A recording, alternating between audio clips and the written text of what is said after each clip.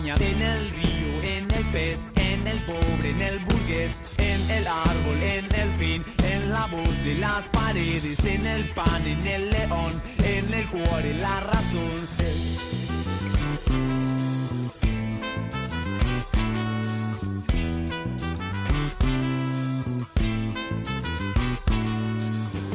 En todo lo que vos ves, hay fuerzas chocándose, todo está partido en dos, las dos mitades son vos.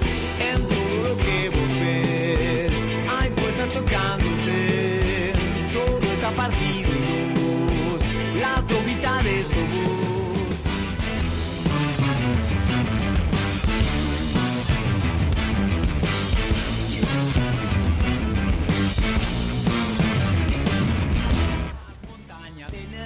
Muy buenas tardes, señores, ¿cómo están todos? Bienvenidos a Dos Mitades, el periodístico de TV Universidad. Lo presentamos, el señor Claudio Alonso. ¿Cómo le va? Nuevamente. ¿Cómo le va? Qué lindo que nos demos la mano en el inicio, Sí. como si no nos hubiéramos visto en todo el día. Sobre todo estuvimos toda la tarde juntos, Claro, pero bueno, pero son acá intimidades estamos, que no no hay se problema. cuentan, ¿sabes? Por favor. ¿Cómo le va? ¿Bien? Bien, muy bien, muy Bien. contento. Ya tercer programa de Dos Mitades, no los vamos a contar, ¿no? No, yo creo que no, depende a cuánto lleguemos, pero creo que no lo vamos a andar contando.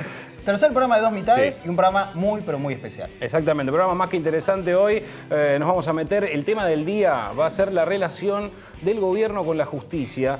Y tenemos dos invitados muy interesantes hoy aquí en nuestros estudios. Va a estar el doctor Carlos Rosanqui, ex juez federal, y el doctor Luis Arias, actual juez, que va a estar charlando con nosotros también en nuestro programa. Dos invitados interesantísimos para charlar hoy en Dos Mitades sobre el tema de la justicia, Claudio. Así es, porque hay muchísimas presiones del gobierno hacia la justicia, vamos a estar analizando eso. Estamos armando un informe especial sobre casos de jueces recusados por el gobierno macrista. Muchos tienen que ver con fallos que no le han gustado a este gobierno y que terminaron siendo recusados. Vamos a estar hablando de eso, pero tenemos más cosas en el programa. Sí, también nos vamos a meter en el tema de los alquileres en la ciudad de La Plata y la odisea de alquilar en la ciudad. Un informe especial hoy en un 2x1, dos visiones sobre un mismo tema. Por un lado vamos a escuchar la opinión de Germán Scherf, de API, de la Asociación Platense de Inquilinos, y por el otro lado vamos a escuchar también a Fortuna, Aníbal Fortuna, del Colegio de Martilleros. Así es. Vamos a estar analizando lo difícil que es alquilar en la ciudad de La O sea, Plata. además, ¿cuánto? O sea, ¿cuánto cuesta alquilar en La Plata? Te vamos a estar mostrando cuánto sale, requisitos que piden y sobre la ley de alquileres que todavía se está debatiendo. ¿Te parece bien? Me Y parece vamos bárbaro. a tener, además, en el momento cerveza, una perlita, porque el presidente del Consejo Deliberante de aquí, Ponce, Fernando Ponce, pidió que se lo declare como ciudadano ilustre a Guillermo Barros Echelotto. Pero Sí. algo pasó en el medio. ¿Qué va a ser? Después lo vamos a estar analizando. Así es. ¿Te parece que vayamos ya a meternos en los títulos del día? Muy Claudio? bien. Hoy, en Dos Mitades, el gobierno ataca a la justicia y persigue a los jueces que no se alinean. Designaciones por decreto, acusaciones y operaciones mediáticas son las cartas que juega el presidente y nosotros te lo vamos a mostrar en nuestro informe del día. En nuestra ciudad también se siente la embestida. Por eso estarán en nuestro living Luis Arias, juez en lo contencioso administrativo, y Carlos Rosanqui, ex juez federal y presidente del Tribunal Oral número 1 de La Plata. La situación de los inquilinos en La Plata empeora con la crisis. Hablamos con el presidente del Colegio de Martilleros y con la Asociación de Inquilinos de nuestra ciudad para aclarar el panorama en nuestra sección 2x1. Dos miradas sobre un mismo tema. El presidente del Consejo Deliberante de nuestra ciudad propuso declarar ciudadano ilustre a un platense que ya cuenta con esa distinción. Nosotros en Dos Mitades te vamos a mostrar los otros proyectos que Fernando Ponce tiene pensado presentar en Cosas que Pasan. Muy bien, ahí veíamos los títulos del día, Claudio. Variadito. Sí, variadito. Variadito programa. En un ratito nada más ya tenemos a los invitados en nuestros estudios. El hashtag de hoy es Juez y Parte. Muy bien. Juez y Parte. Hoy, Puede participar también- la gente desde dosmitades@tvu, ¿sí? Se pueden comunicar ahí y nos pueden estar escribiendo con el hashtag. Exactamente. Bueno, y los tenemos aquí en nuestros estudios al juez bien. Carlos Rosanqui, al doctor Carlos Rosanqui, al juez Arias. Vamos a estar charlando con ellos en unos minutitos nada más. Perfecto. Pero bueno, el tema del día es justamente las presiones por parte del gobierno a distintos sectores del Poder Judicial. a jueces que suelen fallar en contra de lo que espera el gobierno. Vamos a presentar ahora en un ratito un informe que recapitula un poquito sobre la relación del macrismo sobre el gobierno con los jueces. Algo que ya había pasado, ya viene de vieja data, porque en el 2009, cuando era jefe de gobierno porteño, Mauricio Macri presentó un proyecto para que se pueda recusar a los jueces sin tener que presentar pruebas. O sea, sin presentar ningún tipo de pruebas, se podía recusar a cualquier juez que fallara en contra. El juez Gallardo, por ejemplo, un juez que ha fallado muchas veces en políticas que tenían que ver con el macrismo, fue recusado 77 veces, por ejemplo. Nos vamos a meter con la relación desde el comienzo de este nuevo gobierno con la justicia. Desde los primeros decretos que querían nombrar jueces de la Suprema Corte hasta la actualidad y la relación que ha tenido con distintos jueces. Y la procuradora, con Gil Carbó también. ¿No? Exactamente. Bueno, jueces que finalmente, los dos jueces que fueron nombrados en la Corte Suprema, llevados a cabo por la vía democrática del Congreso. Y vamos a estar hablando también de un fallo muy polémico de la justicia hoy aquí con Rosaski, que está habilitado para hablar de ese fallo polemiquísimo que ha hecho la Corte Suprema. Exactamente, sí. Hoy además, hablando de presiones a jueces, justamente lo tenemos al juez Carlos Rosaski, que ha tenido estas situaciones el año pasado con la justicia. Después nos vamos a meter en el tema. Y al juez Arias, que hace poco hubo un pedido de jury, ¿no? Por parte de un diputado también de Cambiemos. Muy bien. ¿Te parece, Claudio? Vamos al informe. Vemos lo que sucede hoy por hoy con la justicia aquí en nuestro país. Y tenemos que tener una justicia verdaderamente independiente, que si quiere investigar, el Ejecutivo colabore, lleve los papeles y permita que trabajen. Yo no voy a poner ni sacar jueces a mi antojo. El gobierno del presidente Mauricio Macri publicó en Boletín Oficial el decreto de nombramiento de Horacio Rosati y Carlos Rosenkrantz como nuevos jueces en la comisión de la Corte Suprema. Yo no voy a poner ni sacar jueces a mi antojo. Los decretos de necesidad y urgencia son de necesidad y urgencia. Y no se pusieron en la Constitución para reemplazar la clausura del Congreso de la Nación. Parece una barbaridad. O sea, creo que ni Cristina Kirchner, a quien sacaba por decreto algunas cosas que eran cuestionables, se animó a tanto. O sea, creo que no es bueno para ninguna institución que el Poder Ejecutivo designe a jueces de la Corte como si fueran sus empleados. Sacar a Gil Carbó, espero que sí. Con también. mayoría del gobierno del Senado es imposible. Yo tengo confianza que lo vamos a lograr, porque ella tiene que entender que ella se ha declarado una militante kirchnerista, Jorge. No es una profesional independiente que viene haciendo ese trabajo, ¿no? Ella realmente es una militante como Vanoli, entonces ellos tienen que tener la dignidad de darle al nuevo presidente la posibilidad de gobernar y poner gente en la cual él confíe. ¿No crees que tiene que renunciar Gil Carbó, no? No, si es inamovible el cargo. Además, ¿para qué? ¿Para poner a alguien de confianza de Macri? Alguien de mi confianza, dijo Macri explícitamente. Quiero poner a alguien de mi confianza. O sea, no es que vos decís, está poniendo a un jurista independiente es que para eso es para mí tiene que haber alguien independiente, no opositor. Ellos tienen que tener la dignidad de darle al nuevo presidente la posibilidad de gobernar y poner gente en la cual él confíe. ¿No te parece inocente tu visión en este aspecto? Quiere poner a alguien de su confianza, lo dijo el propio Mauricio Macri. No, me parece inocente pensar que Gil Carbó en este cargo va a actuar de una manera independiente cuando... Y es una crítica que tengo hacia ella, no lo hizo en todos estos años. Es que no vienen solo por mí.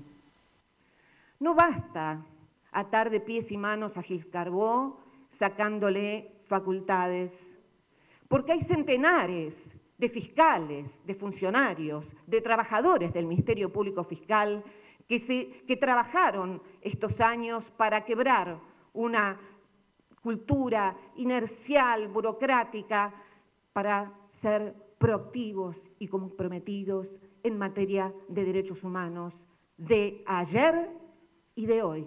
Este pedido de juicio político por parte del gobierno a dos camaristas que habían hecho lugar a una medida cautelar presentada por la Asociación Bancaria. Y este amedrentamiento, este acto intimidante, tremendo, bochornoso, lo que ha hecho el gobierno ayer de querer amedrentar a dos jueces que han cumplido con la ley, pero que además, hoy hablamos esta mañana con el camarista Enrique Arias Guibar, que ha dicho que el gobierno de Mauricio Macri está queriendo establecer una policía del pensamiento. Intento de pensar una verdad única dogmáticamente decidida y frente a la cual aparentemente cualquier pensamiento distinto a lo que ellos consideran el adecuado, aun así sea la falta de pensamiento, resulta peligroso. Enjuiciar a 2 jueces que lo que hicieron es darle el aval a un acuerdo entre partes, un acuerdo entre el sindicato y la Cámara que nuclea los bancos. Entonces, si esto no es un apriete, ¿qué es? Solamente hay, como lo ha demostrado el gobierno de Macri en los últimos meses, un apriete a la justicia. Se olvidó lo que el gobierno y lo que Mauricio Macri decía, que quería una justicia independiente. Están apretando a jueces, están amedrentando a jueces, los intimidan, como han hecho con el juez federal Daniel Rafecas o con Casanelo. Lograron que Rosanqui ya renunciara. Los asustan con los pedidos de juicio político. Los jueces de trabajo están siendo víctimas de una ofensiva desde hace, diría, desde el mismo momento en que asumió el presidente de la Nación el 10 de diciembre del 2015. Esto no es un caso, me parece, que tengamos que tomarlo como una denuncia más, sino que es, hasta diría, la frutilla del postre en este proceso de disciplinamiento que viene llevando adelante el Ejecutivo. Muy bien, ya tenemos aquí en el estudio a nuestros invitados, Carlos Rosanqui y el juez Luis Federico Arias. ¿Cómo están ustedes? ¿Bien? Bienvenidos a TV Universidad. Les vamos, ahora estamos con micrófono en mano, tenemos ahí. Bueno, primera pregunta, a ver, para el juez, el ex juez Rosanqui. ¿Hay una presión hacia la justicia hoy? ¿Hay que pensar de una única manera para llevar justicia con este gobierno? Sí, la presión es evidente y no es nueva, o sea, comenzó con la gestión. Y esto es algo que, por lo menos yo lo conocí, lo viví, y lo vivieron otros jueces. Lo que pasa es que fue selectivo en un principio porque se utilizó una metodología más ubicada en seleccionar un par de jueces que eran interesantes para su proyecto, y a partir de ahí lograr que se fueran o echarlos y disciplinar, como se escuchaba recién. Yo creo que el objetivo es ese. Claramente, detrás de un proyecto económico, que es lo único que importa en este momento, es eso, es desde el comienzo. Esto hay que decirlo, hay que saberlo para poder entender la situación. Claro. Doctor Arias, ¿qué opina? Sí, efectivamente, coincido. Hay una persecución, una caza de brujas, decía yo en algún momento.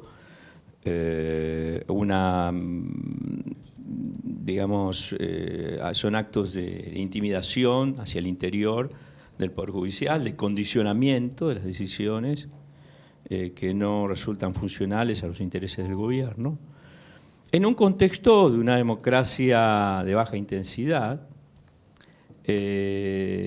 donde precisamente la democracia consiste, desde la percepción de este gobierno, en ir a votar y luego, guardamos las urnas y allí el Poder Ejecutivo puede dar rienda suelta a todos sus anhelos a través de cualquier método.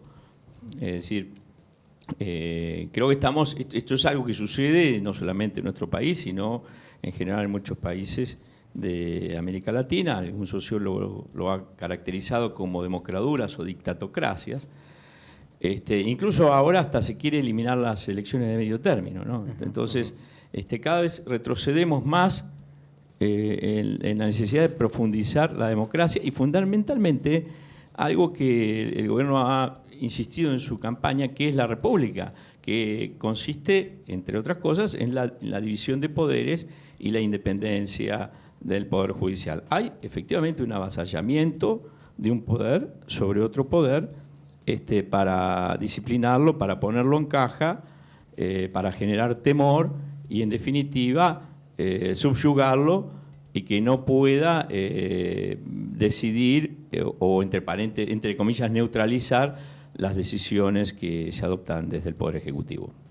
Ahora, también es grave porque no se quiere recusar o hacer jury a jueces que los están investigando, a funcionarios del gobierno que están investigando, y estaría mal, pero sería más lógico. Se recusa y se denuncia a jueces que fallan a favor de los trabajadores, a favor de los docentes, por ejemplo. Bueno, te ha pasado a vos, Luis, que la gobernadora Vidal, el gobierno de Vidal, quiso recusar por venir a fallar a favor de los trabajadores docentes?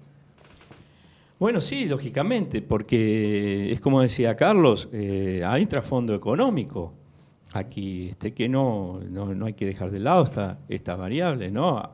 El gobierno claramente tiene un proyecto económico que empuja los salarios a la baja, que tiende a generar mayor desocupación y un gran ejército industrial de reserva que presione los salarios hacia la baja para generar oportunidades. Recientemente, hace poco tiempo, el presidente de Toyota Argentina dijo este gobierno por fin está logrando bajar los costos de producción. ¿A qué se refiere? ¿Qué costos de producción pueden haber bajado? El gas, no, la electricidad tampoco. Es el salario lo que baja y esto se logra a través de una gran masa de desocupados. Si el gobierno, si hay jueces que fallamos en un determinado sentido que va en contra de estos intereses, obviamente vamos a recibir el ataque también, porque el trasfondo es la política económica del gobierno. Bueno, y en materia de derechos humanos también se está hablando mucho ahora, y digo, no es menor también lo que pasó con usted, doctor, ¿no? No, claro, y está todo en sintonía, porque yo escuchaba a la procuradora Gil Carbó, hablaba precisamente de derechos humanos, y Luis también. Y este proyecto económico que está en marcha es absolutamente contrario a la vigencia de los derechos humanos. Es decir, en tanto se reconozcan derechos esenciales, se perjudican los intereses económicos de este proyecto, que es el mismo proyecto de la dictadura cívico-militar. O sea, no cabe ninguna duda que el proyecto es idéntico. Lo que cambia es la metodología, porque en aquel momento hizo falta secuestrar, torturar, desaparecer y matar. Y en estos momentos, bueno, se llegó por las urnas, pero se sabía que el proyecto económico era el que se está llevando adelante. Y eso es incompatible con la vigencia de los derechos humanos. Por ahí pasa la cosa. Además de algún tipo de acuerdo seguramente existente en cuanto a desacelerar los juicios por violaciones a los derechos humanos, porque esto se puede ver, se ven los números incluso, se ven la cantidad de prisión domiciliaria, etcétera, que tiene que ver en el fondo con un proyecto económico que tiene una ideología atrás. O sea, no es un proyecto común, es un capitalismo del desastre, como lo llama Naomi Klein, ¿no es cierto?, de shock. Y el shock es ese. En la dictadura fue el secuestro, tortura y muerte. Eso genera un shock y predispone a la población para aceptar lo que sea. Y en estos momentos, bueno, el shock se está viviendo también. Exacto. Vamos a ver un fragmentito de, en este caso, en relación a la presión a los jueces, en este caso al juez Arias, a quien tenemos aquí presente. Hubo un pedido de jury político hace muy poco por un diputado provincial de la coalición cívica, Guillermo Castelo. Vamos a escuchar un pedacito de lo que decía, en este caso en FM Cielo, en una entrevista de por qué decidía proponer el jury al juez Arias, y después lo charlamos con él. Bueno, lo hemos denunciado por su participación y firma de una solicitada de la semana pasada que se titula Unidos en defensa de la democracia, lo cual dice bastante del contenido de la solicitada.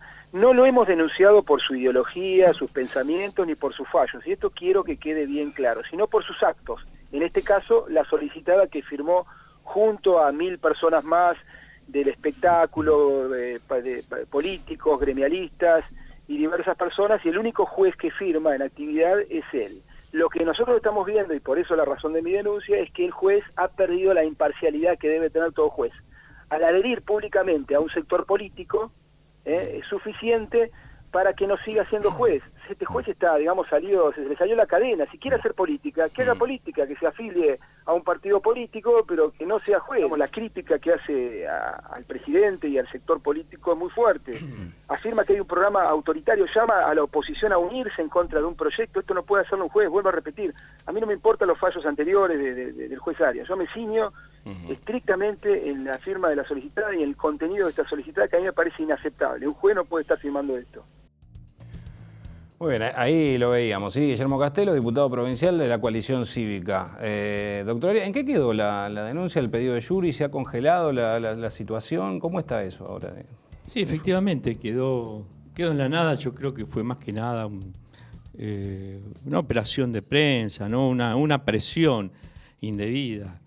Es necesario aclarar ahí varias cosas.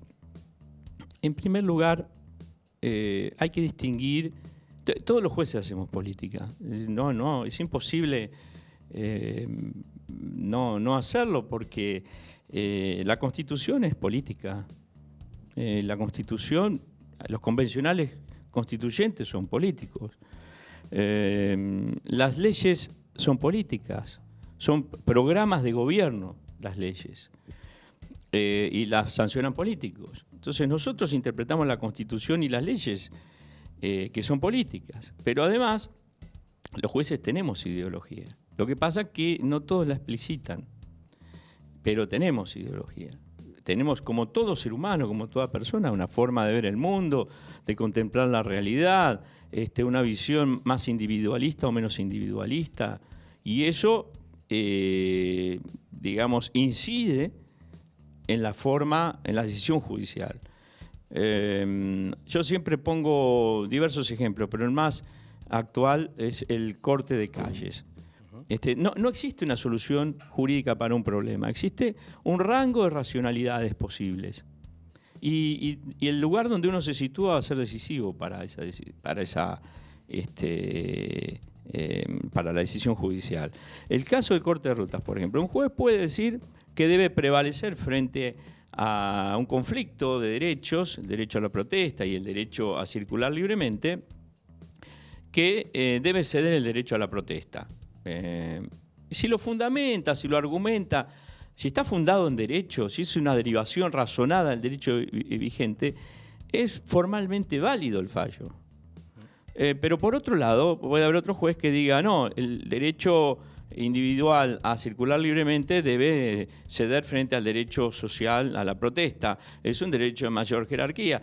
Y si lo funda en derecho, también es válida desde el punto de vista formal. Y puede haber un tercer juez que diga, bueno, sí, protesten, pero no corten todo, vamos a armonizar los derechos. En fin, hay un rango de racionalidades posibles. No hay una sola solución jurídica. Y eso depende de la ideología del juez. Los jueces también disputamos sentidos. Por digamos, la apropiación de la verdad dentro del campo jurídico. Entonces, el derecho no es lineal, tiene tensiones, hay diversas normas, a veces se contraponen. Y dentro de ese contexto uno las interpreta desde su lugar. Ahora, esto no quiere decir que uno tenga una filiación partidaria, ni que sea militante, como decía el presidente respecto de Gil Carbó. No necesariamente una ideología significa adscribir a un partido político. En su caso, lo que molestó mucho al gobierno fue el tema de los tarifazos, el freno de los tarifazos, pero recordábamos que anteriormente y a otros gobiernos provinciales, como el de Daniel Scioli anteriormente, usted había también el tema de la investigación de los muertos durante la inundación, también había generado mucha molestia. Digo, no es algo en contra de un gobierno particular. Pero mirá, te digo más. Tema tarifas, yo decidí lo mismo en 2012 con Daniel Scioli con la cuestión de APSA. Cuestión docente, también decidí lo mismo en la época de Scioli, cuando Scioli quería también desdoblar el aguinaldo, yo decidí por el derecho de los trabajadores, es decir, mis fallos siempre fueron los mismos. Ahora, el discurso de este sector, de este diputado del ARI, de Lirita Carrió, no es el mismo, porque cuando yo fallaba contra Scioli con las mismas decisiones, ellos aplaudían, ¿no es cierto? Decían, qué buen juez. Hasta me propusieron para defensor del pueblo de la provincia. Ahora que yo... ¿Se arrepintieron? No lo sé. Ahora que yo, con los mismos fallos, reitero, con los mismos criterios, decido una cuestión del actual gobierno, soy un enemigo y tengo una maliciosidad. Es decir, hay una manipulación del discurso. Mis fallos no han cambiado el posicionamiento político de ellos. Ahora, Carlos, decía recién el diputado, no vamos a juzgarlo por sus fallos, sino por su opinión, lo cual es gravísimo. Digo, a una persona hay que juzgarla en todo caso por los fallos, por si el fallo que hizo está bien o está mal. ¿Vos creés que tienen que dar su opinión política o ideológica a los jueces? ¿Cómo ves eso? Sí, lo que pasa es que se generó un mito durante siglos. Y como decía Luis, que los jueces no tenemos ideología, que etcétera, seríamos máquinas, es absolutamente imposible eso. Sin embargo, el mito se generó.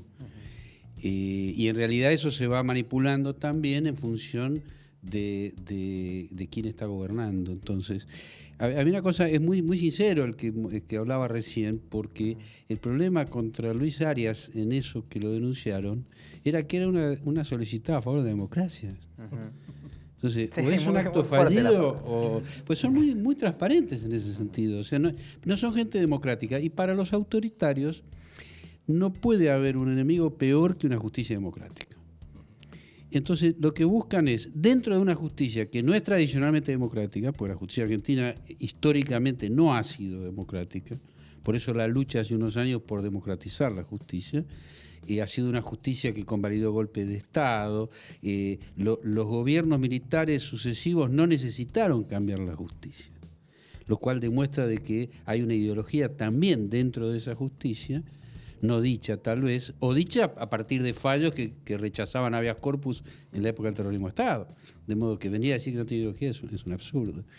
Y lo que yo quiero poner acento en el tema de derechos humanos, porque lo que hay una luz roja que se encendió hace muy poco, yo no sé si Luis coincide, que es un fallo de la Corte Suprema, que se veía venir porque tenía que ver con la designación en su momento, la última designación que hubo, las últimas, que es el fallo por el cual se relativiza la obligatoriedad de los fallos de la Corte Interamericana de Derechos Humanos.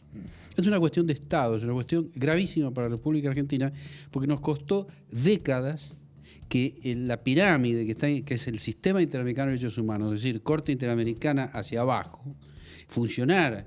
Y funcionó con distintas gestiones y fue aceptado sin discusión, por unanimidad, por las Cortes Supremas sucesivas, no la Corte kirchnerista. La Corte de Carlos Menem, con su doctrina, Giroldi, etcétera, no tiene sentido Gramajo. Son fallos que convalidaban la supremacía de la Corte Interamericana, que es lo que nos da a los ciudadanos la garantía de que hay un sistema que va a rever las injusticias. ¿Cómo es que se relativiza? ¿Qué es lo que...? Porque hace muy poco tiempo un fallo que salió 4-1 con la disidencia del doctor Maqueda, que Maqueda mantuvo su posición histórica, y por 4-1 se consideró que los fallos de la Corte Interamericana no eran obligatorios necesariamente para los tribunales inferiores, empezando por la Corte Suprema. Es una locura. Yo entiendo que es una cosa absolutamente grave, es de las más graves que ha pasado en estos años, porque, como decía antes, como nuestro sustento moral, anímico y jurídico es pertenecer al sistema interamericano de derechos humanos, esa es la garantía. Cuando la Corte Suprema lo pone en duda porque lo relativiza, no solo está tirando abajo una jurisprudencia uniforme de los años, de décadas anteriores, sino que está mandando un mensaje. Con lo cual, en materia de derechos humanos, ese tipo de mensajes realmente hay que analizarlos, estudiarlos y si es posible, ver cómo se pueden modificar. Bueno, ahora vamos a seguir charlando. Tenemos una pequeña pausa nosotros. Después nos vamos a meter más también en el tema de derechos humanos, con los últimos fallos, el tema de las prisiones domiciliarias también a los genocidas. En el próximo bloque de Dos Mitades seguimos charlando, acá con el doctor Luis Arias y con el doctor Rosanqui.